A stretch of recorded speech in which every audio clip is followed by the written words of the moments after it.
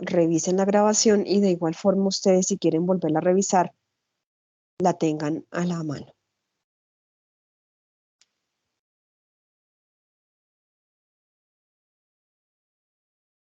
Bien.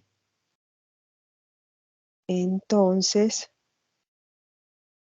ya iniciamos la grabación. Muy buenos días para todos. Muchas gracias por atender la convocatoria a esta sesión. Ya estamos en la segunda semana del programa de formación, de acuerdo con el cronograma de nuestro curso. El 27 de junio, que fue ayer, iniciamos las actividades de la semana 2, las cuales irán hasta el 8 de julio.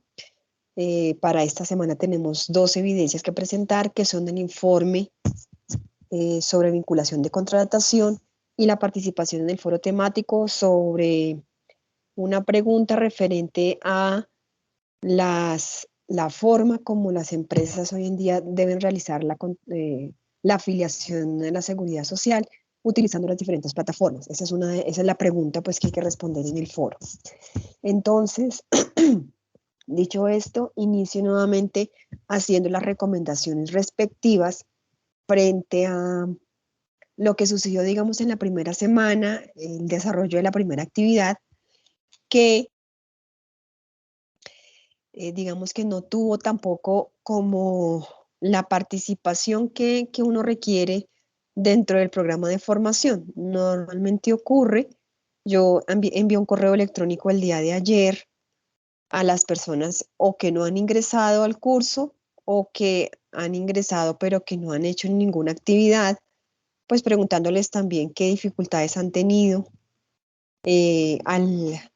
pues para ingresar al programa de formación. Es importante también para nosotros tener conocimiento de eso y que nos cuenten qué percepción tienen pues del programa y la ausencia o falta de participación en el mismo. Entonces,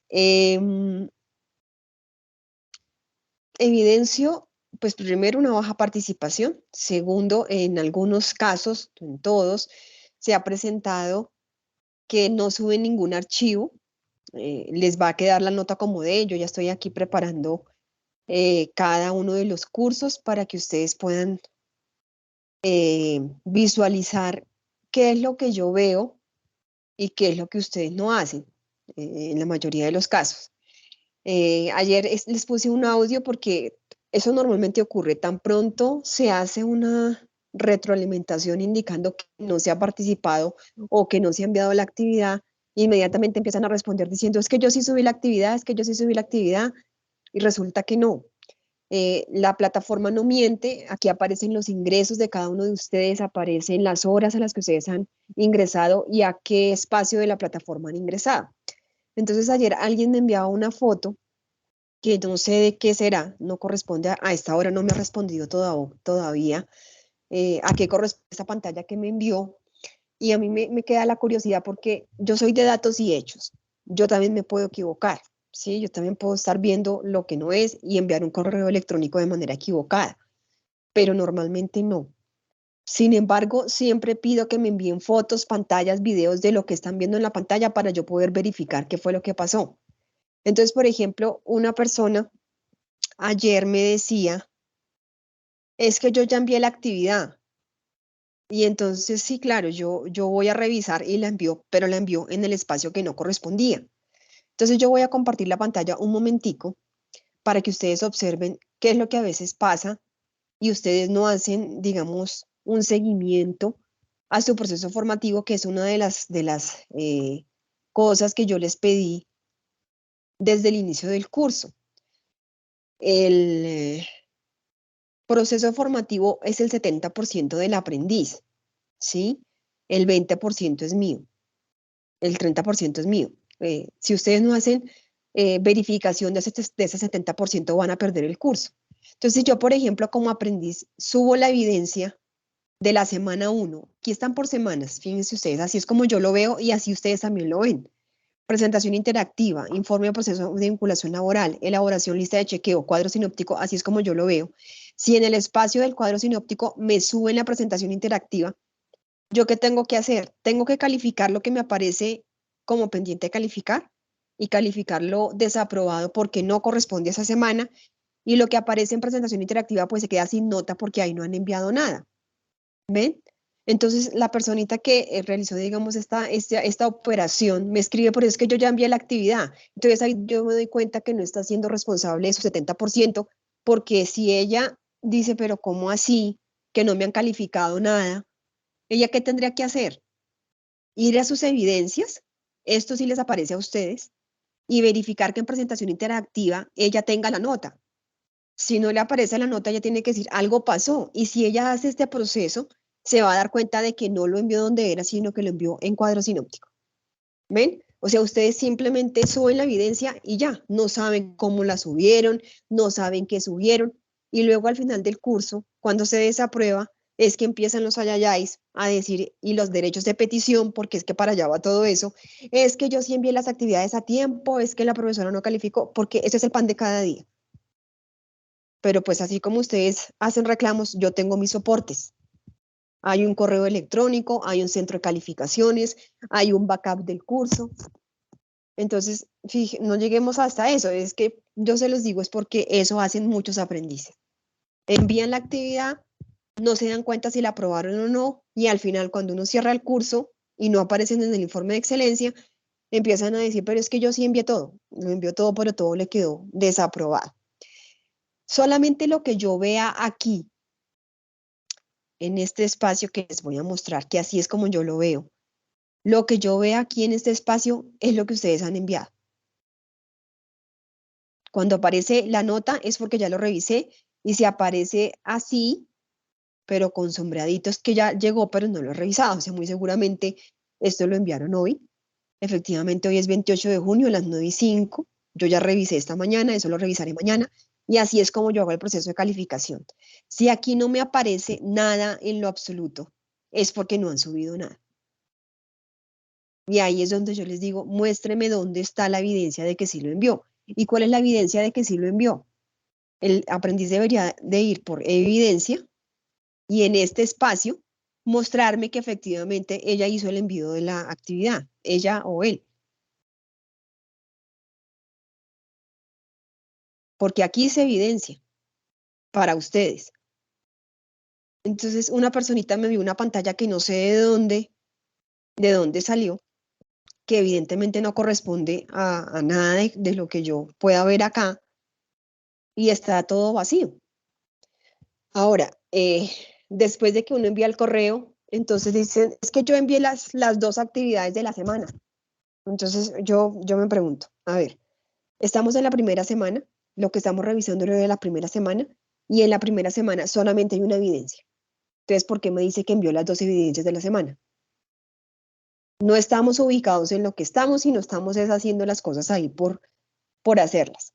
Yo no entiendo que para ustedes o para la mayoría de ustedes, de pronto esto sea, pues, no tengan mayor importancia, ¿sí? Pero pues aún así uno debe como procurar hacer las cosas de manera consciente y no hacer las cosas ahí de una forma como tan inconsciente que ni siquiera nos demos cuenta qué es lo que estamos escribiendo ni qué es lo que estamos diciendo. Bien, entonces eso en cuanto a la primera semana. Adicionalmente, a muchos les pasó en la presentación interactiva que no me compartieron el enlace para poder ver el archivo y pues obviamente no pude ver el archivo, lo califiqué en desaprobado hasta que ustedes envíen nuevamente el archivo o la URL eh, que yo pueda visualizar. Entonces, por eso es importante que ustedes revisen los comentarios, porque ustedes se quedan con el hecho de que sí enviaron la actividad, pero no saben qué pasó. Y es muy fundamental que ustedes estén pendientes de su proceso formativo, que ustedes estén revisando sus calificaciones. Entonces, ahí es donde yo realmente sí me preocupo, porque yo siento que como que no, pues que seguimos en lo mismo, pensando que es por WhatsApp, o que por WhatsApp me resuelven, o que no importa nada. No, ustedes son los responsables de su proceso y de verificar que las notas estén. ¿Yo qué hago? Hago seguimiento, les escribo correo, les pongo en el WhatsApp, digamos que más, no sé qué más sería, llamarlos, sería decirles, mira, fulanito, es que te pasó esto. No, yo creo que hay una responsabilidad y una corresponsabilidad de parte de ustedes. Alejandra, cuéntame.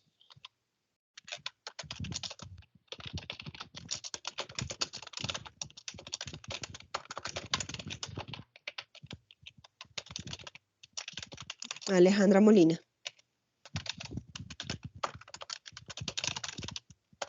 Buenos días para todos. De antemano, si de pronto de fondo escuchan música o algo, estoy con mi hija y pues no me puedo en este momento dejarlo a lado.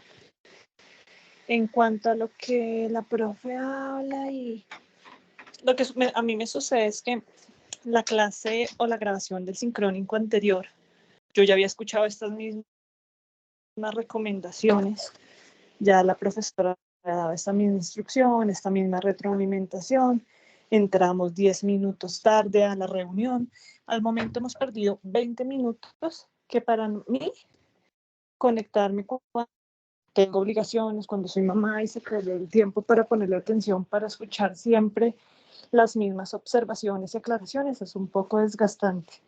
Yo siento como persona que cada persona que se inscribe a este curso es porque tiene un interés por X o Y razón.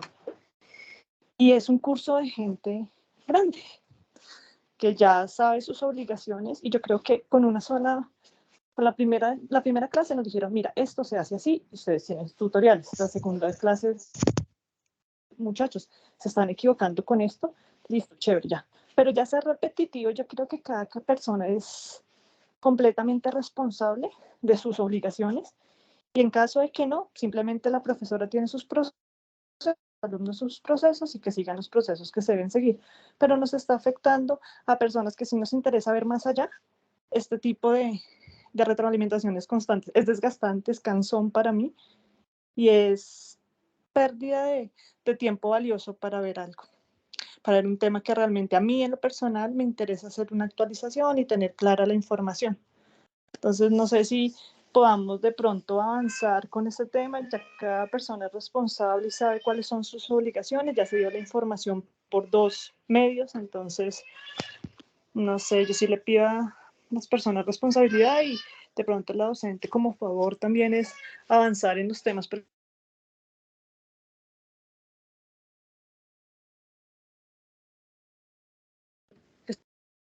realmente en el tema.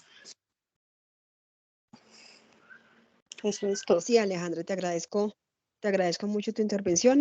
Total, es así. Eso lo vengo repitiendo desde la primera sesión.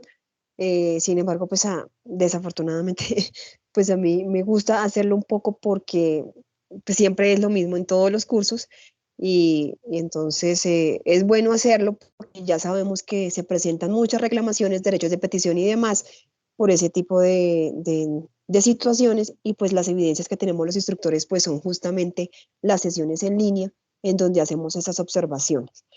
Yo terminaba ahí con eso. Eh, ya para iniciar nuestra sesión, digamos, propiamente de la temática que nos corresponde, de esta semana que ya la hayamos incluso tocado la semana pasada, que para esta semana tenemos 2 evidencias, que sobre eso también ya hubo algunos desfases de algunas personas. La semana pasada vimos la guía de aprendizaje y en ella se explicaron los aspectos que se requerían para desarrollar el informe de vinculación y contratación de personal. Hablábamos de 5 casos que están en un documento, los cuales deben ser desarrollados los cinco casos, no uno de los 5, sino los 5, de acuerdo con lo que está indicado en la guía y de acuerdo con el formato que se llama anexo 1, formato de vinculación de personal, que así se llama, ya lo vamos a ver. Comparto nuevamente la pantalla porque quiero compartir con ustedes el material de esta semana. La semana 1 y la semana 2 comparten el mismo material que se llama justamente contratación y vinculación laboral. En este en este material nos vamos a centrar para esta semana en los tipos de contrato. Contrato término fijo, contrato término indefinido, contrato por obra o labor, contrato ocasional, accidental o transitorio. Los 5 casos que nosotros debemos trabajar para esta semana están enmarcados en estos tipos de contratos. Hago énfasis nuevamente en que nacional, la ley colombiana. Este no sirve para ningún otro tipo para cada país, porque cada país tiene su propia legislación laboral. Y en Colombia, pues tenemos la nuestra. Entonces hago esa claridad, si hay personas, migrantes venezolanos que estén tomando el curso, esto sirve solamente para Colombia y es importante que lo tengamos muy claro. Los 5 casos que nosotros tenemos para esta semana están enmarcados en estos 5 tipos de contrato. Cada contrato, de acuerdo con el material de formación, pues aquí vienen las características del contrato, que todo está sustentado en el Código Sustantivo del Trabajo.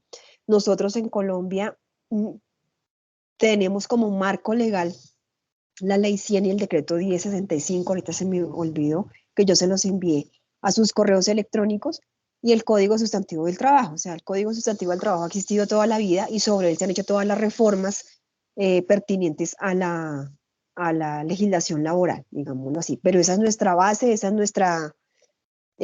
nuestro marco legal. Cada contrato tiene unas condiciones y como el uso que la empresa le daría. Perdón un segundo.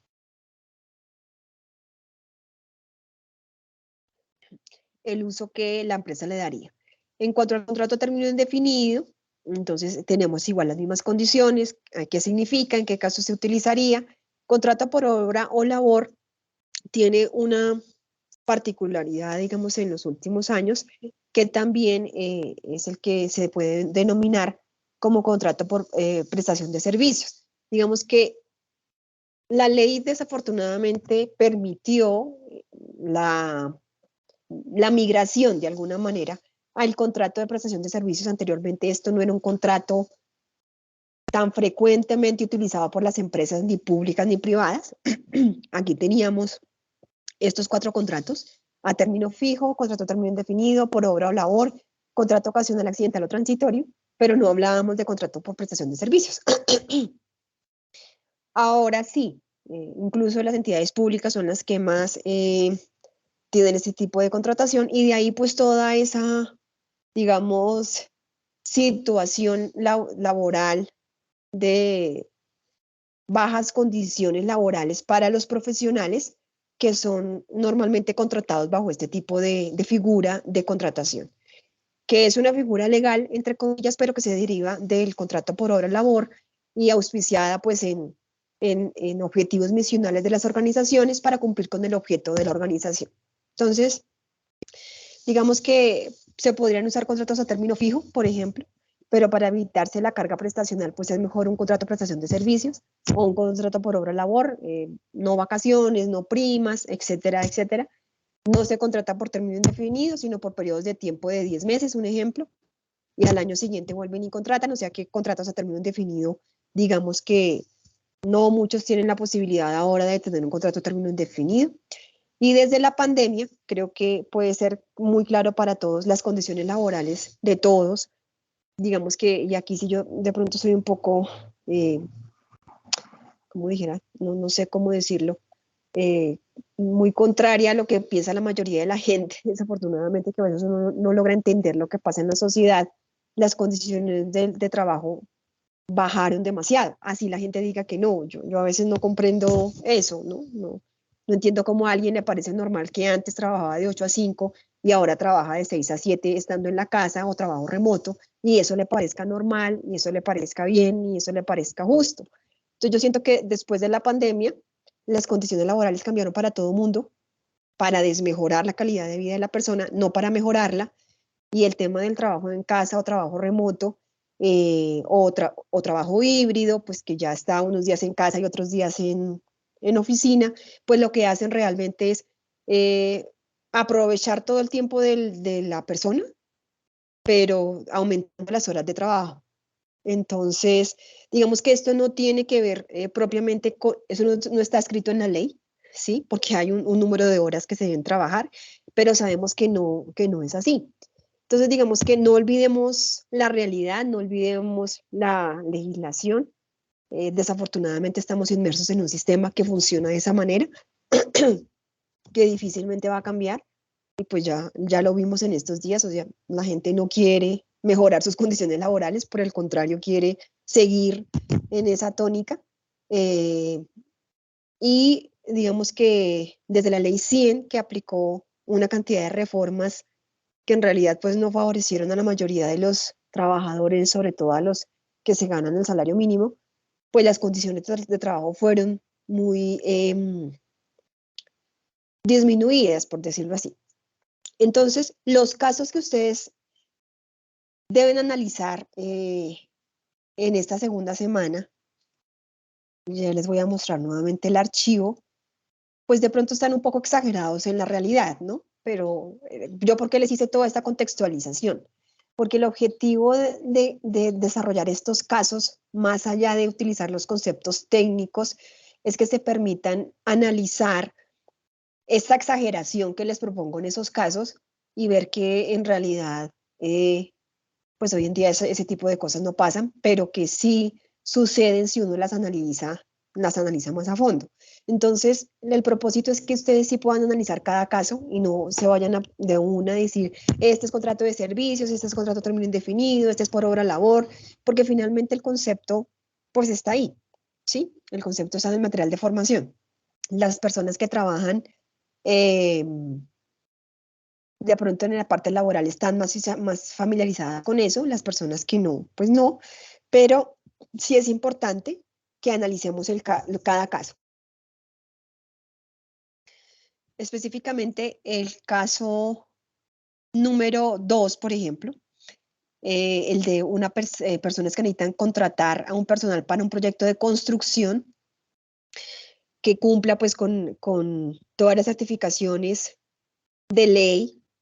Normalmente las personas que trabajan en construcción, dependiendo del área en donde van a trabajar, deben tener también certificado de trabajo en alturas. Fíjense que hay varias cosas que son importantes tener en cuenta desde el punto de vista legal. Todas las personas que tienen certificado de trabajo en alturas, esto tiene un periodo de caducidad y deben, eh, digamos, como que refrendarlo, ¿sí? Tanto el personaje que toma el curso como el instructor que hace el curso, como en la academia que ofrece el curso. Eso no es de por vida. Hay una licencia que se debe cumplir, que tiene unos estándares y que además tiene unas fechas de vencimiento. Entonces, importante que dentro de este ejercicio ustedes puedan hacer conciencia de que se requiere verificar los cumplimientos de las licencias de los cursos de alturas, por ejemplo, en el caso específico de construcción. En el caso de vigilancia, tener en cuenta, que es el caso número 3, tener en cuenta el nivel de riesgo, el nivel de riesgo, y digamos en el caso específico, vigilancia por organizaciones del tema de la salud, por la alta rotación que ha tenido este sector. Entonces, ¿cuál sería la mejor forma para contratar las personas de acuerdo con el perfil que les está pidiendo la empresa que solicita este personal? En el caso número 3, que ya es un caso, pues, digamos, un poco exagerado, pero que también tiene que ver con el tema de la salud, y es el personal de enfermería, específicamente en lo que tiene que ver con cuidados de personas adultos mayores que tengan experiencia en geriatría, que estén certificados como cuidador. Tengan en cuenta que en el campo de la enfermería es muy diferente la persona que tiene experiencia con pacientes geriátricos y aquella que está certificada como cuidador, ¿sí? Un cuidador puede ser cualquier persona, no necesariamente tiene que ser enfermero. Entonces yo puedo estar certificada como cuidador y hago pues un curso especial de cuidador y tengo mi certificado. Un enfermero puede tener experiencia en la parte geriátrica y adicional puede tener el curso de cuidador porque es que el cuidador hace unas labores adicionales que no hace el enfermero. Entonces, por eso es importante que ustedes tengan esa claridad en esos dos aspectos, porque hay diferencias, ¿sí? Entonces, por eso, digamos, si yo conozco qué significa cada cosa, puedo saber por qué la dificultad en encontrar ese personal, ¿sí? Entonces, importante que ustedes hagan esa validación. Este tema de los cuidadores sí no está en el material del curso, pero pues es bueno que ustedes lo revisen. Y en el campo de la educación, pues también lo mismo. Hoy en día a las universidades les sale mucho mejor contratar un docente de tiempo completo para que haga investigación y dicte clase y no contratar un docente de hora cátedra. Sí, porque el docente de hora cátedra dicta su clase y se va y cobra por su clase. Pero como las universidades necesitan hacer investigación, entonces les pagan tiempo completo en horarios partidos, normalmente mañana y noche, o sea, prácticamente todo el día en la universidad por el mismo sueldo. Digamos que esa es otra situación que se da en el tema de la educación, más que todo en el tema de la educación superior. Entonces, la invitación es a que analicemos bien cada uno de los casos, revisemos el material de formación detalladamente, investiguemos, consultemos más a fondo sobre, digamos, contratación en las entidades públicas, cómo se hace la contratación de un prestador de servicios en una entidad pública, cómo puede hacerlo desde su objeto misional, que es desde allí, desde donde se desprende la posibilidad de contratar personal por prestación de servicios. La figura en una entidad pública es que se contrata prestación de servicios porque dentro del personal de planta o provisional no hay quien cubra esa actividad para cumplir con el objeto misional. Esa es la figura que se utiliza en todas las entidades públicas. Sea cierta o no, así fue que se abrió la brecha para poder contratar a un montón de gente por prestación de servicios, ¿sí? Entonces, esa es más o menos la figura, pues, hay un trasfondo un poco más oscuro de eso, pero esa es como lo oficial, ¿no? Que dentro del personal de planta y provisional no hay una persona que pueda ayudar con cierta actividad para cumplir el objeto misional de la entidad. Entonces, más o menos eso es así a grosso modo. En cuanto al foro temático, vamos a revisar el foro, que sí corresponde a la semana 2 y que ahora sí ya deben estar haciendo. Se llama Mecanismos de Afiliación a la Seguridad Social. Eso también está en el material de la primera semana. Y es una pregunta muy sencilla, un poco enredada por la cantidad de palabras que tiene, pero en realidad es muy sencilla. Teniendo en cuenta los tipos de mecanismos y tipos de sistemas manuales y automatizados para la vinculación adecuada a la seguridad social. Entendiendo que cuando hablamos de vinculación adecuada a la seguridad social, estamos hablando de la afiliación a los sistemas ARL, fondos de pensiones, EPS, caja de compensación. A eso nos estamos refiriendo. ¿Cómo cree que podrían fortalecerse las organizaciones en torno al cumplimiento y oportunidad en la afiliación y deducción de los valores relacionados a la afiliación a la seguridad social?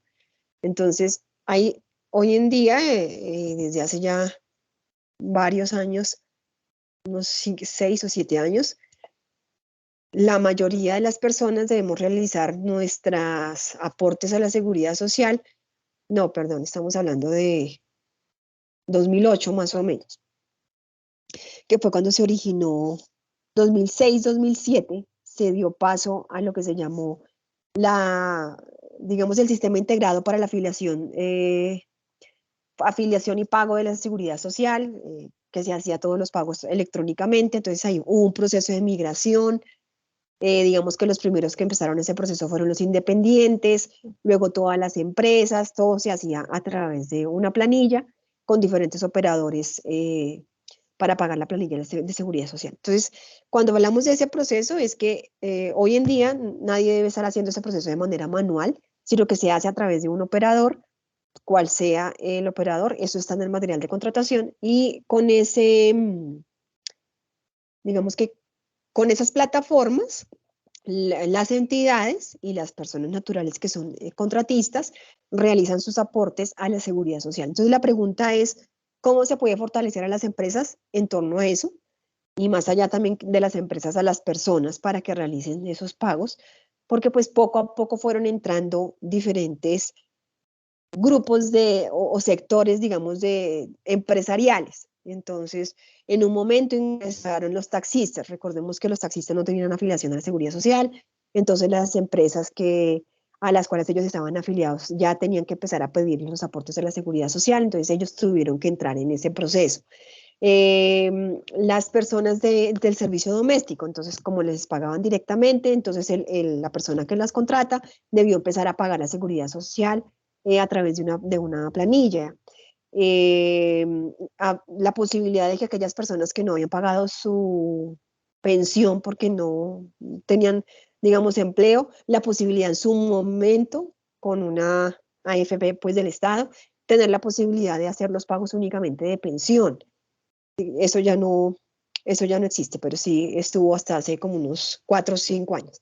Entonces, más o menos, todo eso fue un proceso que lleva todo este tiempo, desde el 2006, para que todos estemos vinculados a un sistema de seguridad social y todos aparezcamos, digamos, en línea, sabiendo qué pagó cada quien y para que podamos ser consultados también en el sistema de FOSIGA y ver que todos hemos pagado nuestra seguridad social. Entre otras cosas, es una validación que deben realizar las empresas que contratan personas como prestadores de servicios o contratistas, revisar que efectivamente sus planillas estén cargadas en el ministerio y, digamos, estén pagadas y al día. Bueno, eso técnicamente con respecto a esas dos actividades. Ahora, no sé, sí tenemos dudas muy puntuales sobre la actividad o sobre el material de formación o, bueno, ya ustedes me dirán.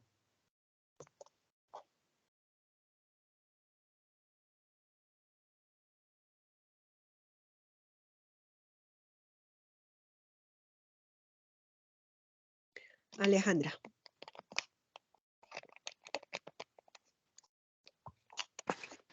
Pero no sé si yo tengo una cuestión de pronto en mi cabeza, me perdonan si es así. Entendido que los contratos habían ciertos que cambiaban hace algunos meses. O no sé si la información que tenemos ya es la actual y estoy confundiéndolo de pronto con la reforma que se plantea en marzo en el gobierno de Petro. O sea, la información que tú nos enviaste y todo es la que rige actualmente, ¿sí? Correcto, sí, señora. Aquí no hay reformas de nada. O sea, este curso tendrá validez hasta el día en que la reforma sea aprobada, hasta ese día. Después ya esto ya no servirá. Digamos que, ¿qué ha pasado en Colombia? El Código Sustantivo de Trabajo es nuestro marco legal. Ahí hemos tenido todas las reformas, ¿sí? La Ley 100, que fue la reforma más grande en lo sustancial, ¿no? En cuanto a recargos, horas extras, tipos de afiliación, que fue lo que nos llevó pues a todo este tema de hacer un sistema integrado para la afiliación, para la vinculación, afiliación y pago de la seguridad social. Es lo que nos rige actualmente. Entonces, digamos que esos cambios fueron, digamos, de forma y fueron de contenido en términos primero de dinero y digamos, en cuanto a las empresas de poder tener unos alivios, digamos, bueno, por decirlo de alguna forma, quitando unos beneficios que tenían los empleados. O sea, eso es lo que nos rige hasta ahora. ¿Sí? Entonces, si hay alguna reforma, digamos que no sé, con lo que se ha visto en estos días, no lo creo mucho, si se llegara a reformar, lo que se reforme, cambia o actualiza nuestro código sustantivo, reforma la ley 100, se pasa a sanción presidencial y eso ya empezaría, digamos, eso pues saldría rige a partir de la fecha, bueno, en el momento en que la aprueben y ajustaría, digamos, en parte, digamos, este material o lo que hacemos en este curso, digamos que no tanto porque nosotros aquí no hacemos nómina, por ejemplo, ¿sí? En este curso no hacemos nómina. Sí, no se actualizaría, digamos, no habría ningún cambio en el proceso de afiliación y vinculación. Pero si nosotros estamos en otro curso que se llama Novedades para la afiliación, ahí sí afectaría total, porque en ese curso sí se hace liquidación de nómina, en ese curso sí hay ejercicios de horas extras, de recargos, etcétera. Entonces ahí sí cambia totalmente porque ese curso sí es de legislación. Este curso no es de legislación, es solo de cómo nosotros hacemos el proceso de contratación. ¿En qué cambiaría? este material y este curso. En el tema de el tipo de contrato, a ver, el tema del tipo de contrato de obra-labor, ¿sí? Sí, digamos, de Y alguna forma prestación se... y de servicios también, ¿no, profe? Exactamente. Porque veía que De la prestación de prestación de servicios. servicios, ella no tiene como, decía, no laborales, prestación de servicios y, digamos, de aprendizaje, y dentro de eso decía que no tenía el requerimiento de afiliaciones y demás. Lo que tengo entendido es que la reforma que Se te está cortando mucho y te escucho súper entrecortada.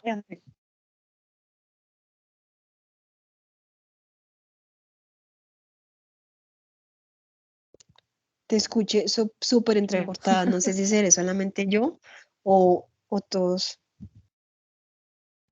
no, si Bueno, tengo problemas, redondeando un poco lo que dice Alejandra, pues digamos que eso no sabemos si eso vaya a suceder. Digamos, el tema de la prestación de servicios es algo que viene denunciándose desde hace mucho tiempo, por la forma como se disfraza el contrato de servicios para otras cosas, como les decía, para el trasfondo más oscuro que tienen realmente las entidades públicas. Es una facilidad que se le presenta a la entidad, pero tiene un trasfondo. Ese trasfondo es lo que en realidad se quiere eliminar. Eso es lo que la gente no ve, ¿sí? Porque mientras a ti te contratan por prestación de servicios, que igual te puede servir y ser muy bueno y durar mucho tiempo en una entidad así, más allá de que no tengas primas, que no tengas, que tengas que aportar tu seguridad social, eh, y todo lo que eso perjudica, digamos, al empleado y favorece a la entidad, es lo que hay detrás de ese contrato de prestación de servicios en las entidades públicas, que es lo que se quiere eliminar en sí. Si ese contrato cambia, y que es pues, una de las propuestas que pasará a ser un contrato a término fijo, como por ejemplo sucede en las instituciones educativas, en donde te contratan por un periodo fijo, que es el periodo de 10 meses, un ejemplo, desde que duran las clases de febrero a noviembre, ¿sí? Tú vas a tener prestaciones sociales, vas a tener todo lo de ley por ese periodo de tiempo, y es así como lo dice la ley, ¿sí? Es que está dentro de la ley, por eso ustedes no van a encontrar en el Código Sustantivo algo que se llame contrato de prestación de servicios. Existe contrato por obra y labor, ¿sí?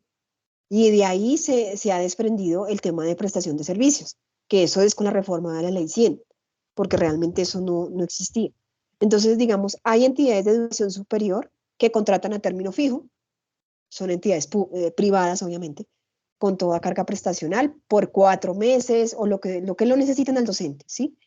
Pero no, las entidades públicas, que es, digamos, el meollo del asunto, es donde se da una masiva contratación de contratistas por medio de prestación de servicios, con lo que les digo, con el trasfondo oscuro que trae ese tipo de contratación, que en eso sería lo único que cambiaría este material en caso de darse y aceptarse esa reforma.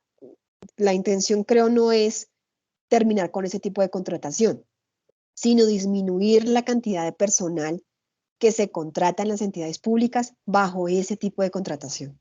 Entonces, el objetivo no es acabarla, sino hacer una depuración de realmente si la entidad pública requiere toda esa cantidad de personal bajo esa figura que ha venido contratando a lo largo de los años. Esa es más allá de cualquier cosa, ese es el punto de la reforma, que como les digo, pues eso no sé si suceda. Y en caso de que haya otro, dentro de todo lo que se quiere reformar, eso afectaría directamente la legislación, y pues ahí sí el curso de novedades y afiliación cambiaría totalmente, porque ya tendríamos una nueva reforma distinta a la de la ley 100, y ahí sí ya cambiaría todo ese material.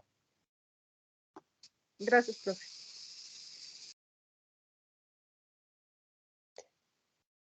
Bueno, tu pregunta sobre la actividad, ¿está claro? ¿Qué dudas tienen sobre lo que acabamos de mencionar? es muy importante pues que ustedes estén como al tanto también de las noticias, de lo que está pasando, porque pues finalmente es algo que nos afecta a todos, independientemente del curso, y sí es bueno mantenerse actualizado en esas, digamos, noticias, ¿no es cierto? Porque pues afectan,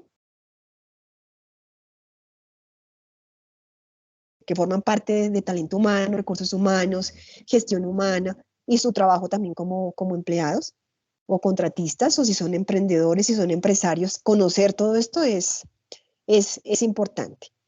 Bueno, yo quedo pendiente, entonces, si tienen alguna duda, alguna pregunta de cualquiera de las cosas que hemos hablado en este momento y específicamente de las actividades de la semana.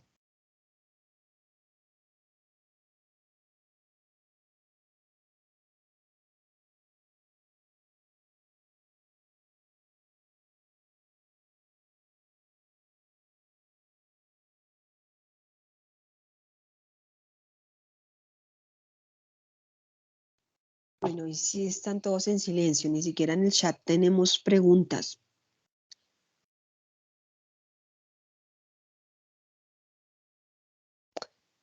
Bien, entonces, ya saben, a través del WhatsApp, yo estoy comunicándome con ustedes. Yo creo que ya a partir de mañana abro el chat para ustedes.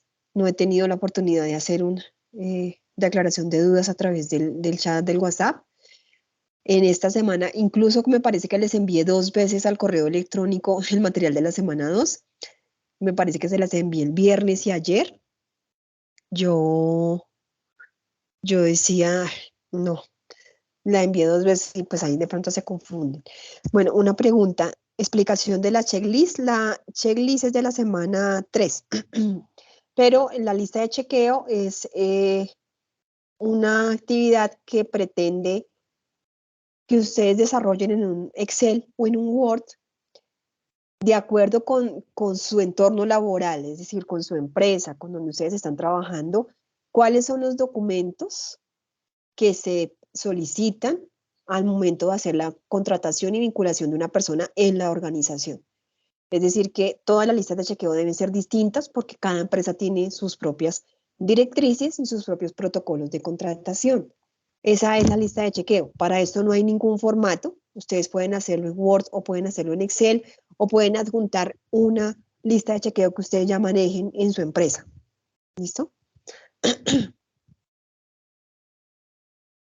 Sí, Paola, el trabajo de la semana 2 es en Word y es en el formato que se llama anexo.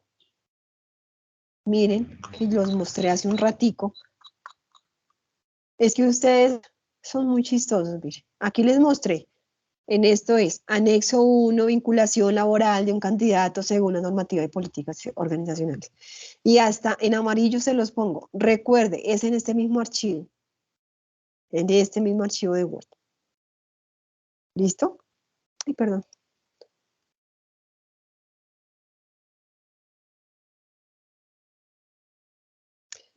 ¿Listo, Paola?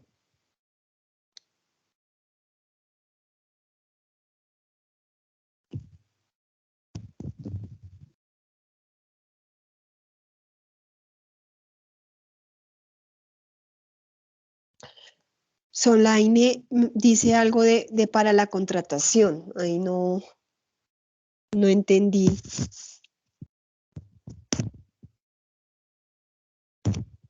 ¿A qué te refieres con eso de la contratación?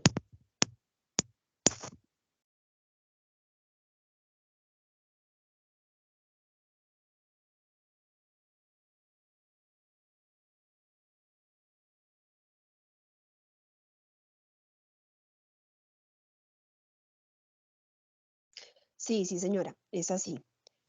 Listo. ¿Qué otras preguntas tenemos?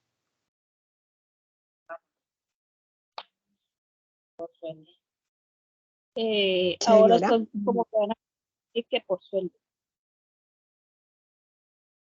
señora, ahí no te escuché.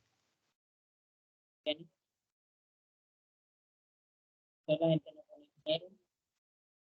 Dolly, casi no te escucho.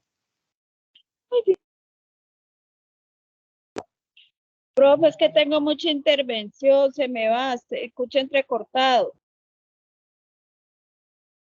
Ahí yo te escucho bien.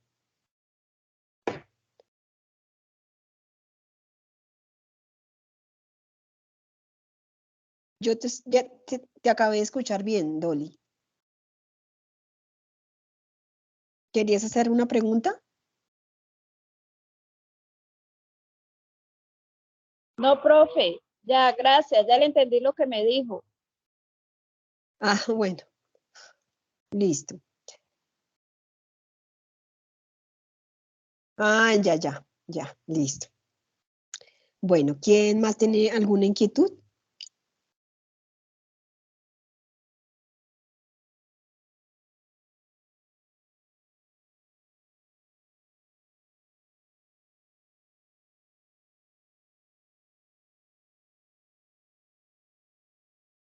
Profe, yo quería hacerle otra pregunta. Sí, señora. Un momentico, lo tengo por aquí copiadito. Que yo estaba investigando, porque como ahí dice que también uno puede dar su opinión personal, o sea, de lo que uno investiga, Sí, entonces señora. estaba viendo de los 5 ejemplos que usted dejó, yo estaba mirando el primero, pero ahí no entendí bien, o sea, bueno, dije que me voy a poner a leer en forma, ¿no? Que dice Sí, que la Dirección de la Gestión Humana está buscando un asesor laboral externo para los aspectos de derecho individual y derecho colectivo, ¿verdad? sí, Entonces ahí yo no sí, entendí si es que tenemos que buscar el contrato que tiene que tener el asesor laboral, porque yo estuve buscando y yo o sea, no veo no sé si es que a ellos se les hace, cuando se contratan, se les hace un contrato de trabajo, porque yo estuve como investigando y averiguando, y siempre son como compañías que dan como esa información, será, no sé cómo decirlo. Eh, sí, claro. Sí, Dolly, tienes razón y muy bien por la consulta que estás realizando. Pero efectivamente sí, porque hay un detallito en el caso que dice la directora de gestión humana de una empresa del sector oficial. Ese detallito cambia todo lo que hay que hacer.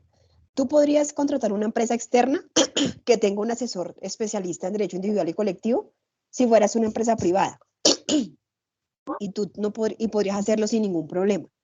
Pero siendo una entidad pública, no puedes contratar con una empresa externa. Tú puedes contratar los servicios de un profesional que cumpla con esas condiciones bajo un contrato de prestación de servicios. Pero digamos que no porque sí, sino porque dentro del objetivo misional, dentro de los asesores jurídicos que tiene la entidad pública, porque los debe tener, no hay uno que tenga la especialidad de derecho individual y derecho colectivo. Digamos que por eso el ejercicio es tan importante, porque no es solamente decir un contrato de prestación de servicios, porque en la entidad oficial ese contrato debe estar justificado en que es para cumplir con una actividad del objeto misional que no puede ser cumplida o subsanada por ningún profesional de de planta de la entidad pública. ¿Sí me van a entender? Entonces, por eso es tan importante que ustedes hagan el análisis. Pues, entonces, digamos, el ejercicio que estás haciendo es muy bueno y para una empresa privada es lo que se haría. Y de igual manera la empresa privada haría un contrato con esa empresa externa y la empresa llevaría a su asesor, pero no se le pagaría al asesor, sino a la empresa, ¿sí? En este ajá. caso, no. Se debe contratar al profesional. Se le pagan los servicios al profesional. Entonces, aquí, ¿qué es lo importante? En el contrato de prestación de servicios que se le va a hacer a ese profesional, debe aparecer exactamente el cargo como se pide aquí, asesor laboral externo para los aspectos de derecho individual y derecho colectivo. Es decir, que esa persona debe tener un certificado, un diploma, una especialización, un diplomado que diga derecho individual y derecho colectivo. O sea, tan específico es en el sector oficial que todo debe estar sustentado, todo debe estar detallado y descrito. Yo no puedo, digamos, aparecer con un profesional en derecho laboral o con un profesional en Derecho Internacional Humanitario, ¿sí? Aunque el derecho individual y derecho colectivo forme parte del derecho internacional humanitario, me están pidiendo específicamente derecho individual y derecho colectivo. O sea, eso debe aparecer en alguna parte de algún certificado, diplomado, curso de especialización de ese profesional. Entonces, por eso la contratación en la entidad pública tiene tantas particularidades que todo tiene que estar amarrado a la ley, ¿sí? Porque una contratación mal realizada implica sanciones disciplinarias. O sea, ahí es donde está, digamos, la complejidad del sector oficial, ¿sí?